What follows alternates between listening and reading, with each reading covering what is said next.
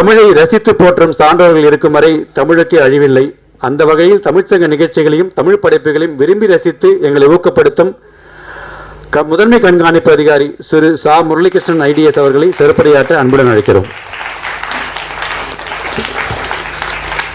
அனைவருக்கும் மாலை வணக்கங்கள். சென்னை துறைமுக தமிழ்ச்சங்கம் சார்பாக இன்று நடைபெறும் பொங்கல் விழா, புத்தக வெளியீட்டு விழா, ஆவணப்பட துவக்க விழாவில் கலந்து கொள்வதில் மிக்க மகிழ்ச்சி அடைகிறேன். இன்று நமது துறைமுக தலைவர் அவர்கள் ரொம்ப பிஸியாக இருக்கார். இருப்பினும் அவர் இது நம்ம நிகழ்ச்சிக்காக டைம் கொடுத்து வந்திருக்காரு.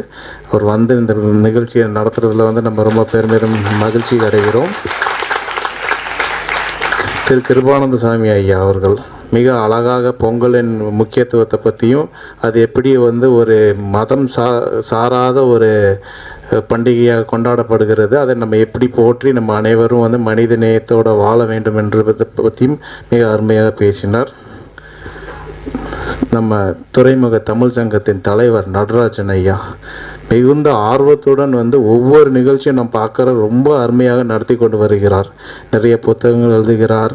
நம்ம சங்கத்தை நல்ல முறையில் நல்லா வளர்த்து கொண்டு இருக்கிறார். அவர்களுக்கும் என்னோட வாழ்த்துக்கள்.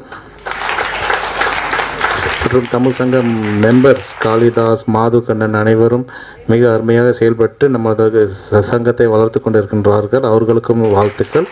இன்று இந்த புத்தக வெளியீட்டு விழாவில் கலந்து கொண்டதில் மிக்க மகிழ்ச்சி அடைகிறேன். மற்றும் இன்று விருதுகள் வாங்கிய அனைவருக்கும் என்னோட வாழ்த்துக்கள். அனைவருக்கும் வேறு பேசுகிறதுக்கு ஒன்றும் இல்லை, ஜஸ்ட் பேச சொன்னார் நம்ம பேரதிபர், அதற்காக பேசுகிறேன். அனைவருக்கும் பொங்கல் நல வாழ்த்துக்கள். நன்றி, வணக்கம். நன்றி முதன்மை கண்காணிப்பு அதிகாரி அவர்களே.